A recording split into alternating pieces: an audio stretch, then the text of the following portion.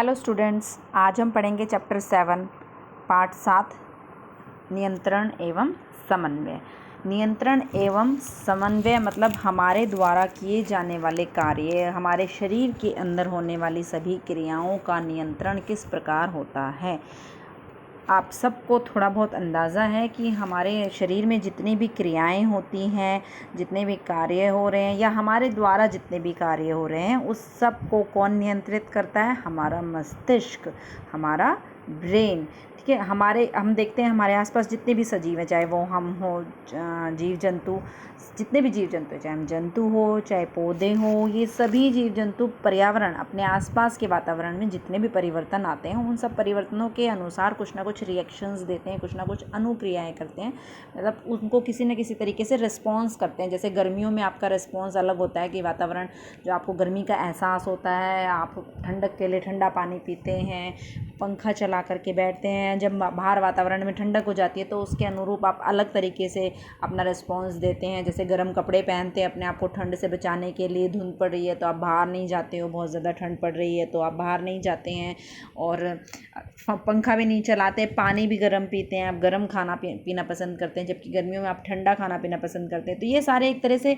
ये सिर्फ एग्जाम्पल है कि हम किस तरीके से अपने आसपास आ रहे चेंजेस को रिस्पॉन्स करते हैं। तो हम अपने आसपास आ रहे सभी चेंजेस को किसी न किसी प्रकार से, किसी न किसी तरीके से हम उनको रिस्पॉन्ड कर रहे हैं, उनके खिलाफ कुछ ना कुछ अनुक्रियाएं कर रहे हैं, कुछ अभिक्रियाएं दे रहे हैं, कुछ प्रतिक्रियाएं दे रहे हैं। तो ये सारे जो प्रतिक्रियाएं हैं, अनुक्रियाएं हैं, जो हम पर्यावरण में आ रहे चेंजेस के खिलाफ करते हैं, चेंजेस के लिए करते हैं, इन को हम, जो पर्यावरण में चेंजेस आए, ये तो उद्दीपन कहलाते हैं। जो चेंजेस आ रहे हैं जिनकी वजह से हम अनुक्रिया दे रहे हैं, उनको तो हम कहेंगे उद्दीपन, स्टिमुलस। क्या बोलते हैं उनको? स्टिमुलस। ठीक है, जैसे कि लाइट है, सडनली एकदम से अगर तेज़ लाइट हो, प्रकाश जिसको हम कहते हैं, प्रकाश अगर एकदम से तेज़ हो जाए तो आप अपनी आंखें बंद कर लेते हैं। प्रकाश मंदा हो तो आप अपनी आंखों को ज़्यादा खोल करके देखने की कोशिश करते हैं। तो प्रकाश जो है वो आपकी आंखों के लिए एक तरीके से उद्दीपन का कार्य कर रहा है, स्टिमुलस का कार्य कर रहा है कि आपकी आंखें उसके खिलाफ रिस्पॉन्ड करें, आप कुछ अनुक्रिया करें। ठीक है, प्रकाश की इंटेंसिटी जो है। ठीक है, सुगंध पे आते हैं। नेक्स्ट हम स्मेल पे आते हैं। हमारे को अगर कुछ बहुत अच्छी स्मेल है, कोई बहुत अच्छा फ्लावर जिसमें बहुत अच्छी खुशबू आती है, आपके पसंद का कोई खाना है जिसमें से बहुत अच्छी खुशबू आती है, वो आप सूंघते हो तो आप अलग तरीके से रिस्पॉन्ड करते हो। और अगर कुछ गंदी स्मेल होती है जिसे आप बदबू कहते हो, वो सूंघते हो तो आप नाक बंद कर लेते हो, आप उसे सुनना नहीं चाहते हो। तो ये सारे रिस्पॉन्सेज जो हैं, ये जो अनुक्रियाएं हैं, ये हम दे रहे हैं पर्यावरण में आ रहे चेंजेस के अगेंस्ट। इन सारी अनुक्रियाओं का नियंत्रण किस प्रकार होता है हमारे शरीर में, ये हम इस पाठ में पढ़ेंगे। और ये जो पर्यावरण के जो परिवर्तन है, ये कहलाते हैं उद्दीपन, यानी कि स्टिमुलस। देखो, पहले हम आते हैं कि जंतुओं में जो नियंत्रण है, ये मुख्यतः दो तंत्रों द्वारा किया जाता है। ये दो तंत्र हैं आपके, तंत्रिका तंत्र और अंतःस्रावी तंत्र। तंत्रिका तंत्र, तंत्रिका कोशिका, मानव मस्तिष्क, ब्रेन, मेरुरज्जु, स्पाइनल कॉर्ड और उससे निकलने वाली तंत्रिकाओं के द्वारा बना होता है।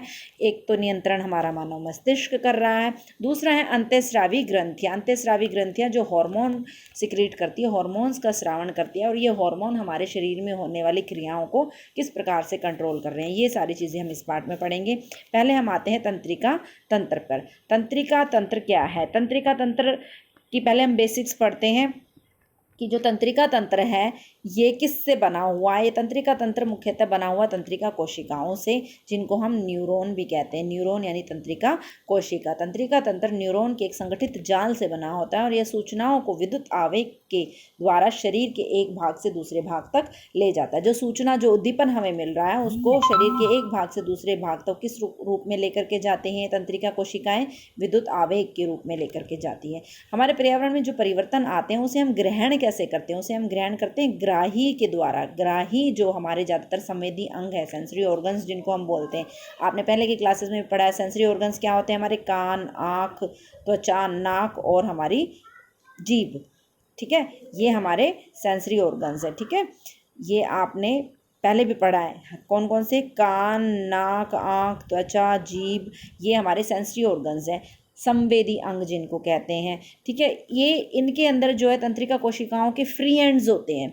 ये फ्री एंड्स क्या करते हैं कि बाहर पर्यावरण में आ रहे जो पर्यावरण में जो चेंजेस आ रहे हैं, जो परिवर्तन आ रहे हैं, उनको ग्रहण करते हैं और उनको ग्रहण करके विद्युत आवेग में बदल देते हैं और इन विद्युत आवेगों को एक तंत्रिका कोशिका से दूसरी तंत्रिका कोशिका और पूरी तंत्रिका के द्वारा मस्तिष्क तक ले जाया जाता है और मस्तिष्क उस पर विश्लेषण करता है, विवेचना करता है और जो भी रिस्पॉन्स जनरेट करता है उस रिस्पॉन्स को इन तंत्रिका कोशिकाओं द्वारा वापस से हमारे इफेक्टर ऑर्गन्स तक लाया जाता है। ये सारी डिटेल हम आप पढ़ने वाले हैं। सबसे पहले हम बात करते हैं इन ग्राहियों के बारे में, इन संवेदी अंग के बारे में। ग्राही जो सूचना को ग्रहण कर रहे हैं, जैसे कान से हम ध्वनि से रिलेटेड सारी की सारी जितने परिवर्तन है पर्यावरण के, वो सारे हम कान के द्वारा सुनते हैं। सुनना और शरीर का संतुलन बनाए रखने में भी कान जो है ये हेल्पफुल होता है। आँख के द्वारा हम इसको प्रकाश ग्राही कहते हैं। प्रकाश के अंदर आने वाले चेंजेस या दिखाई देने वाले सारे चेंजेस जो है वो हम आँख के द्वारा परसीव करते हैं, ग्रहण करते हैं। त्वचा तापग्राही, स्पर्श, गर्म एवं ठंडा। मेनली ये स्पर्श को जो है महसूस करती है, तो इससे आप गर्म ठंडा है, कोई सॉफ्ट या कांटेदार चीज़ है, इन सब का एहसास हमें कौन कराता है? त्वचा कराती है। नाक घ्राणग्राही है, यानी कि खुशबू या बदबू, अच्छी स्मेल या गंदी स्मेल को पहचानता है और उसके अकॉर्डिंग हमारा रिस्पॉन्स जनरेट करता है। जीभ जो स्वाद का पता लगाती है। रस संवेदी ग्राही जो स्वाद का पता लगाती है। तो ये हमारे संवेदी अंग है ग्राही, जिनको हम बोलते हैं, जिनकी मदद से हम बाहरी वातावरण में आ रहे चेंजेस को ग्रहण करते हैं। अब हम आते हैं तंत्रिका कोशिका पर। तंत्रिका कोशिका क्या है? ये देखिए, ये तंत्रिका कोशिका का चित्र है। ये आप सबने अपनी नोटबुक में बनाना है। आप अपनी बुक की बजाय आप ये वाला चित्र बनाएंगे। यहाँ तंत्रिका कोशिका के एक चित्र में ये तंत्रिका कोशिका एक पेड़ के शाखा के पेड़ की तरह से महसूस होती है। इसका जो संरचना है वो पेड़ की तरह से होता है, क्योंकि इसमें देखो बहुत सारी शाखाएं, देखो यहाँ पर ये शाखाएं निकली हुई है, इसलिए इसकी संरचना, कई बार क्वेश्चन पूछा जाता है कि तंत्रिका कोशिका की संरचना किस प्रकार की है, वो पेड़ की शाखाओं की तरह है।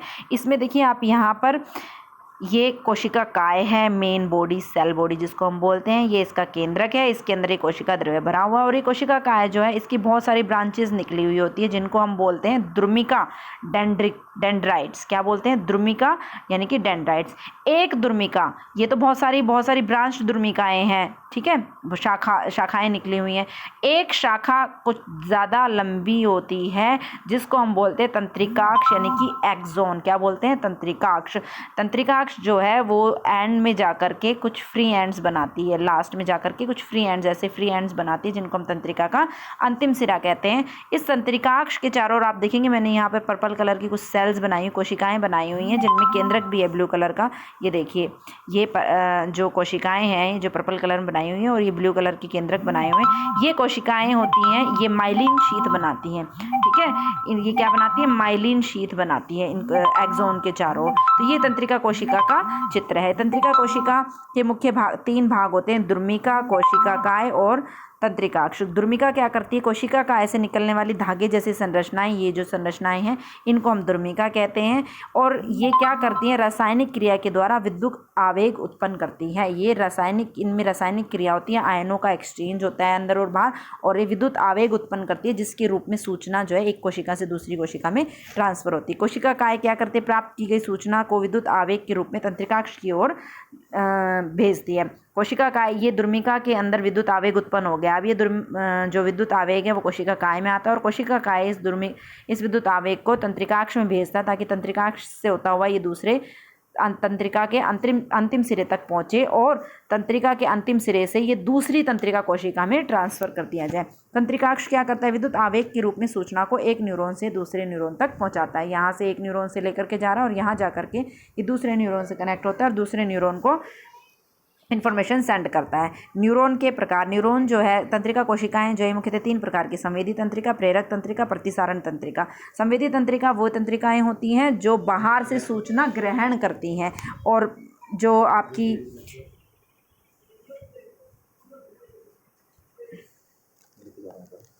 ये मुख्यतः वे तंत्रिकाएं हैं जो ग्राही से सूचना ग्रहण करती है, मतलब जो सूचनाएं ग्रहण करके मस्तिष्क या मेरुरज्जु तक लेकर के जाती है। प्रेरक तंत्रिकाएं वे तंत्रिकाएं हैं जो मस्तिष्क या मेरुरज्जु से सूचना को लेकर के कार्य कर हमारा जो इफेक्टर ऑर्गन है जो रिस्पॉन्स करेगा उस तक लेकर के जाती है। प्रतिसारण तंत्रिका का काम होता है संवेदी तंत्रिका से सूचना को प्रेरक तंत्रिका तक पहुंचाना, यानी कि इनके बीच में ट्रांसफर करना सूचनाओं का। अंतर्गथन साइनेप्स जिसको हम बोलते हैं, अंतर्गथन क्या होता है? ये दो तंत्रिका कोशिकाओं के मध्य में पाया जाता है जो एक तंत्रिका कोशिका से विद्युत आवेग को दूसरी तंत्रिका कोशिका में ट्रांसफर करता है। एक तंत्रिका के अंतिम सिरे व अगली तंत्रिका के द्रुमिका के मध्य रिक्त स्थान जहां विद्युत आवेग को रासायनिक संकेत में बदला जाता है उसे हम क्या कहते हैं? अंतर्गथन कहते हैं, ताकि जो सूचना है वो आगे संचरित हो सके। देखिए यहाँ हम साइनेप्स के बारे में बताएंगे आपको। ये देखिए, ये दो तंत्रिका कोशिकाएं, ये पहली तंत्रिका कोशिका, ये दूसरी तंत्रिका कोशिका। ये द्रुमिका है, द्रुमिका जो है ये ग्राही की तरह काम कर रही है। इसने क्या किया? बाहर से वातावरण में जो चेंज आया उसको ग्रहण किया और विद्युत आवेग उत्पन्न किया। विद्युत आवेग जो है वो कोशिका का और तंत्रिकाक्ष से होता हो, तंत्रिकाक्ष के अंतिम सिरे तक आ गया। और यहाँ इस एक कोशिका का अंतिम सिरा जो है दूसरी तंत्रिका कोशिका की द्रुमिका के साथ साइनेप्स बना रहा है, जहाँ ये जो विद्युत आवेग के रूप में सूचना आई थी वो ट्रांसफर हो जाएगी इस दूसरी वाली तंत्रिका कोशिका में। ऐसे ही ये दूसरी वाली तंत्रिका कोशिका नीचे अगली तंत्रिका कोशिका से जुड़ी हुई है। ये बहुत सारी तंत्रिका कोशिकाएं इस प्रकार से एक दूसरे से साइनेप्स बना करके जुड़ी, अंतर्गथन बना करके जुड़ी हुई होती हैं और एक बहुत लंबी तंत्रिका बनाती है जो सूचनाओं को मस्तिष्क ग्राही से मस्तिष्क तक और मस्तिष्क से ग्राही तक लेकर के जाती है। तो इस साइनेप्स में क्या होता है? ये साइनेप्स है आपका अंतर्गथन, ठीक है। इसमें देखिए ये पहले वाली तंत्रिका कोशिका का तंत्रिकाक्ष का अंतिम सिरा है और ये दूसरी वाली तंत्रिका कोशिका की जो द्रुमिका है उसकी मेम्ब्रेन, उसकी झिल्ली है। इसकी झिल्ली जो आपकी पहले वाले तंत्रिका कोशिका की झिल्ली है इसको हम कहेंगे प्री साइनेप्टिक मेम्ब्रेन। क्या कहेंगे? Pre synaptic membrane. और ये जो दूसरी वाली तंत्रिका कोशिका की झिल्ली है इसको कहेंगे पोस्ट साइनेप्टिक मेम्ब्रेन। क्या कहेंगे? Post synaptic membrane. और ये जो खाली जगह है, जो खाली सी जगह आपको ये दिख रही है, इसको कहते हैं साइनेप्टिक क्लेफ्ट। इसको क्या कहते हैं? Synaptic cleft. इस साइनेप्टिक क्लेफ्ट में क्या होता है? जो पहले वाली तंत्रिका कोशिका में जब विद्युत आवेग आते हैं तो यहाँ इसके अंदर कुछ वेसिकल्स पाए जाते हैं। इन वेसिकल्स के अंदर एक रासायनिक पदार्थ भरा होता है जिसको हम बोलते हैं एसिटाइल कोलाइन। क्या बोलते हैं? एसिटाइल कोलाइन। ये एक स्वेल हुआ होता है, एक फूला हुआ सा हिस्सा बनाती है पहले वाली तंत्रिका कोशिका का अंतिम सिरा, जिसको हम प्री साइनेप्टिक नोब कहते हैं। इस प्री साइनेप्टिक नोब में इन वेसिकल्स की मात्रा ज़्यादा होती है जिसके अंदर ये रासायनिक पदार्थ भरा होता है जिसको एसिटाइल कोलाइन कहते हैं। जब विद्युत आवेग यहाँ तक आता है तो ये वेसिकल्स जो हैं ये एक्टिवेट हो जाते हैं और ये यहाँ इस झिल्ली में आकर के, इस झिल्ली के साथ आकर के फ्यूज़ हो जाते हैं और फ्यूज़ होकर के ये जो इसके अंदर रासायनिक पदार्थ भरा हुआ है एसिटाइल कोलाइन उसको इस खाली जगह में रिलीज़ कर देते हैं। ये जो साइनेप्टिक क्लेफ्ट है इसमें रिलीज़ कर देते हैं। अब जो पोस्ट साइनेप्टिक मेम्ब्रेन है, दूसरी तंत्रिका कोशिका की जो झिल्ली है, इसके अंदर इस एसिटाइल कोलाइन के लिए रिसेप्टर्स होते हैं। यहाँ आप ये देख रहे होंगे ना, ये जो है ना, ये बनाए हुए हैं, ये रिसेप्टर्स हैं। ये रिसेप्टर्स इस एसिटाइल कोलाइन के साथ जुड़ जाते हैं। जब ये रिसेप्टर इस एसिटाइल कोलाइन के साथ जुड़ते हैं तो जो पहले वाली तंत्रिका कोशिका से विद्युत आवेग चल करके आ रहा था वो विद्युत आवेग दूसरी वाली कोशिका में ट्रांसफ़र हो जाता है इन एसिटाइल कोलाइन के द्वारा। इस रासायनिक पदार्थ एसिटाइल कोलाइन के द्वारा ये विद्युत आवेग जो है ये एक तंत्रिका कोशिका से दूसरी तंत्रिका कोशिका में ट्रांसफ़र हो गया। अब आप देखेंगे यहाँ माइटोकॉन्ड्रिया की मात्रा भी ज़्यादा है। ये माइटोकॉन्ड्रिया किस लिए होती है? माइटोकॉन्ड्रिया ये जो विद्युत आवेग से रासायनिक क्रिया हो रही है इसको ऊर्जा प्रदान करने के लिए होता है, ठीक है। यहाँ क्या होता है? जब विद्युत आवेग यहाँ पहुँचता है तो ये वेसिकल्स जो है एक्टिवेट होते हैं, ये प्लाज्मा में झिल्ली के साथ जुड़ करके इस एसिटाइल कोलाइन को साइनेप्टिक क्लेफ्ट इस खाली जगह में छोड़ देते हैं।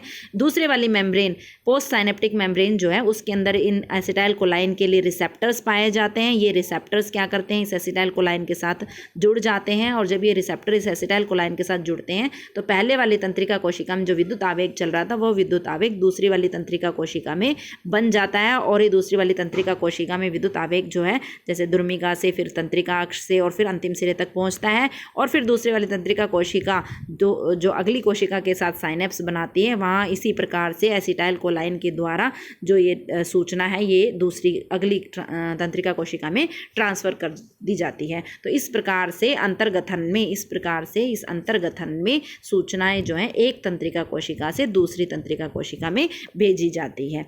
ठीक है, ये आपकी किताब का चित्र है जो अंतर्गथन के लिए दिया हुआ है। ये वही सेम चित्र है। देखिए ये पहले वाली तंत्रिका कोशिका है, ये प्री साइनेप्टिक मेम्ब्रेन, इसमें ये वेसिकल्स है जिनमें एसिटाइल कोलाइन भरा हुआ है। ये खाली स्पेस है जिसको हम साइनेप्टिक क्लेफ्ट कहते हैं। ये पोस्ट साइनेप्टिक मेम्ब्रेन है, ये एसिटाइल कोलाइन यहाँ खाली स्पेस में छोड़ा जाता है। इसमें ये जो रिसेप्टर्स हैं ये एसिटाइल कोलाइन के साथ बाइंड करते हैं और दूसरी तंत्रिका कोशिका में जो विद्युत आवेग है, जो सूचना है, वो ट्रांसफर हो जाती है। यहाँ पर ये देखेंगे कि तंत्रिका कोशिका जब किसी पेशीय कोशिका के साथ जुड़ी हो, जब तंत्रिका कोशिका किसी पेशीय कोशिका के साथ जुड़ी हो तो इसी प्रकार का अंतर्गथन बनाती है, इसी प्रकार का अंतर्गथन बनाती है और तंत्रिका कोशिका इस सूचना को पेशी कोशिका में ट्रांसफर कर देती है, जिससे पेशी कोशिका जो है हमारी कार्य करने के लिए तैयार हो जाती है।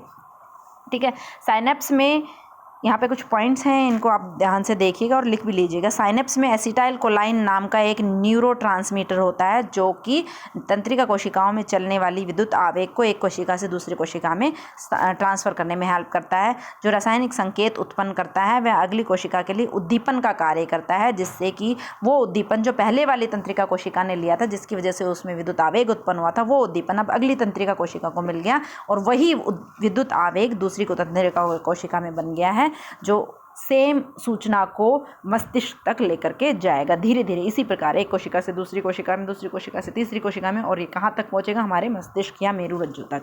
ठीक है, तंत्रिका में विद्युत आवेग का पथ ये किस प्रकार, देखो ये आपको समझाने के लिए सिर्फ कि ये ग्राही है, हमारा संवेदी अंग है कोई भी जिसने बाहर से सूचना ग्रहण की है, जिसने बाहर से सूचना ग्रहण किया और ये कहाँ तक लेके गया, मस्तिष्क तक लेके गया। मस्तिष्क ने इस पर विवेचना की और इसके अगेंस्ट एक रेस्पॉन्स जनरेट किया, तो ये रेस्पॉन्स कहाँ तक आया, हमारे पास कार्य कर उस अंग तक जो उस सूचना के अगेंस्ट रिस्पॉन्स देगा।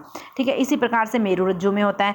ग्राही है, ग्राही संवेदी तंत्रिका के द्वारा जो है, ग्राही ने बाहर से सूचना ग्रहण की, ग्राही जो है ग्राही ने बाहर से सूचना ग्रहण की और संवेदी तंत्रिका की मदद से ये कहाँ लेकर गया, मेरुरज्जु में। मेरुरज्जु में प्रतिसारण तंत्रिका जो है वो इंटरप्रिटेशन में हेल्प करती है और इसकी सूचना को प्रेरक तंत्रिका कोशिका में स्थानांतरित करती है, ट्रांसफ़र करती है, और प्रेरक तंत्रिका कोशिका उस सूचना को कार्य कर उस ऑर्गन, उस अंग तक लेकर के जाती है जिसको कार्य करना है।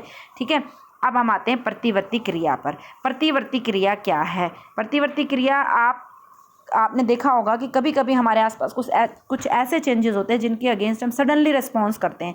इन सडन रिस्पॉन्सेस को हम प्रतिवर्ती क्रिया कहते हैं। सडनली रिस्पॉन्स, जैसे अगर कोई आपको थप्पड़ मारने वाला तो आप एकदम से ही अपने आप को हटा लेते हैं, या आप किसी गर्म चीज़ को छू लेते हैं तो आप एकदम से अपना हाथ हटा लेते हैं।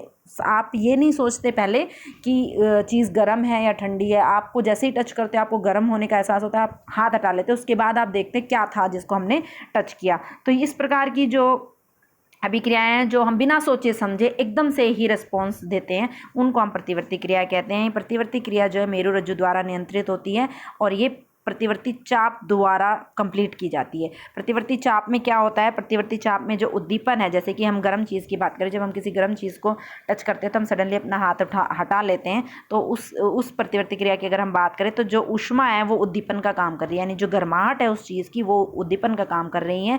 उद्दीपन जो है वो ग्राही अंग द्वारा लिया जाता है और इसमें हमारा ग्राही अंग क्या है, त्वचा है, यानी कि जब हम किसी ऑब्जेक्ट को छूते हैं तो जो हमारी त्वचा है वो स्पर्श के द्वारा इसको ग्रहण करती है कि बहुत गर्म है, और संवेदी तंत्रिका द्वारा ये कहाँ तक ले जाया जाता है, मेरुरज्जु तक ले जाया जाता है। मेरुरज्जु में इंटरप्रिटेशन होता है। प्रतिसारण तंत्रिका जो है वो इस सूचना को प्रेरक तंत्रिका कोशिका में देती है और प्रेरक तंत्रिका कोशिका जो है इस सूचना को कार्यकर अंग, यानी कि हमारी भुजा, हमारे हाथ में जो पेशियां हैं वहाँ तक लेके जाती है और ये संदेश देती है कि हाथ को हटा लिया जाए, और हम क्या अनुक्रिया देते हैं कि हम अपने हाथ को फटाफट से वहाँ से हटा लेते हैं ताकि हमें जलन का एहसास ना हो। तो ये आपकी प्रतिवर्ती चाप है जिससे हम जो है प्रतिवर्ती चाप जो है जिनसे प्रतिवर्ती क्रियाएं जो है पूर्ण होती हैं। ठीक है, कुछ परिस्थितियों में तुरंत अनुक्रिया की आवश्यकता होती है ताकि इससे हमारे शरीर को क्षति न पहुँचे, क्योंकि अगर हम इंतज़ार करेंगे, सोचेंगे समझेंगे गर्म चीज़ को छूने पर, इतनी देर में हमारा हाथ जल सकता है, इसलिए हमें बिना सोचे समझे फटाफट से उसको रिस्पॉन्स करने की ज़रूरत है। इसलिए हमें प्रतिवर्ती क्रियाओं की आवश्यकता होती है। ठीक है। इसके बाद हम आते हैं ये प्रतिवर्ती क्रियाओं के बारे में कुछ और पॉइंट है। These are the spontaneous involuntary automatic response to the stimuli, उद्दीपन के अगेंस्ट अचानक से होने वाली प्रतिक्रियाएं। जैसे इसके कुछ उदाहरण है, कुछ उदाहरण मैंने लिखे हुए हैं, इसके अलावा आपको कुछ और उदाहरण अगर याद आए तो आप वो उदाहरण लिख करके भी भेज सकते हैं। जैसे गर्म वस्तु को छूने पर अचानक से हाथ हटा लेना, पलक झपकाना, अगर अचानक से तेज रोशनी आपकी आंखों पर पड़ती है तो आप आंखें बंद कर लेते हैं, कुछ आंखों के आसपास धूल मिट्टी या कुछ ऑब्जेक्ट छूते हैं तो आप अपने पलक को झपकाते हैं। धूलकण आदि से अचानक छींकना या खांसना, कांटेदार वस्तु पर पैर पड़ जाने पर पैर को हटा लेना, अगर हम किसी नुकीली वस्तु पर सडनली पैर रख लेते हैं तो हम फटाफट से अपने पैर को हटा लेते हैं। पसंदीदा भोजन को देखने या सोचने पर मुंह में पानी आना, यानी आपको कोई खाना बहुत पसंद है, आपकी पसंद की कोई चीज़ है, उसको देखें या उसके बारे में सोचते हुए तो आपके मुंह में पानी आता है। लार का श्रावण जिसको हम बोलते हैं, ऑटोमेटिकली आपके मुंह में पानी आता है कि आज तो हाँ ये खाने को मिलेगा। तो ये जो है एक प्रकार की प्रतिक्रियाएं हैं, प्रतिवर्ती क्रियाएं हैं। ठीक है, ये प्रतिवर्ती चाप जो आपकी बुक में दी हुई है, आप इस चाप को भी बना सकते हैं या इससे पहले जो मैंने ये आपको ये दिखाया था, ये बना करके दिया ना, आप प्रतिवर्ती चाप के लिए आप ये सिंपल अगर आप डायग्राम ड्रॉ करना चाहें तो आप ये डायग्राम ड्रॉ कर सकते हैं, नहीं तो आपकी जो बुक में दिया हुआ आप इस डायग्राम को भी ड्रॉ कर सकते हैं। ठीक है, यहाँ पर ये प्रतिवर्ती चाप, ये भी प्रतिवर्ती चाप ही है, इसमें मेरू रज्जु को दिखाया गया है। देखो आगे हम पढ़ेंगे भी कि मेरू रज्जु क्या है। मेरू रज्जु के अंदर जो ग्रे मैटर है वो एक बटरफ्लाई की सी शेप, जैसे तितली की सी शेप में बना हुआ है ना, तो ये ऐसे बना होता है। और बाहर वाइट मैटर मतलब तंत्रिका कोशिकाओं के जो सिरे हैं वो बाहर की तरफ ऐसे बने हुए होते हैं, तो ये एक बटरफ्लाई की सी शेप में होता है और रीढ़ की हड्डी में पाया जाता है। तो ये मेरू रज्जु है जो प्रतिवर्ती, जहाँ से प्रतिवर्ती क्रियाएँ जो है वो संपन्न होती है। इसमें भी सेम यही है कि आपकी जो सेंसरी नर्व है, संवेदी तंत्रिका है, वो सूचना लेकर के जाती है। रिले न्यूरॉन जो है, प्रतिसारण जो आपकी तंत्रिका है, वो सूचना को प्रेरक मोटर न्यूरॉन तक पहुंचाती है और मोटर न्यूरॉन जो है इसको इफेक्टर ऑर्गन कार्यकर तक लेकर के जाता है। ये भी एक प्रतिवर्ती चाप का ही चित्र है। तो आज हम इसको यहीं तक पढ़ेंगे पाठ को। आप इस पाठ को ध्यान से पढ़ करके आप अपने प्रतिवर्ती चाप का चित्र बनाएंगे, प्रतिवर्ती क्रियाओं के उदाहरण लिखेंगे और आप जो है ये अंतर्गठन वाला जो चित्र है, ये वाला चित्र, जो अंतर्गठन का ये वाला चित्र है, ये बनाएंगे अपनी नोटबुक में और आप जो है इसे मुझे ग्रुप में सेंड करेंगे। Thank you.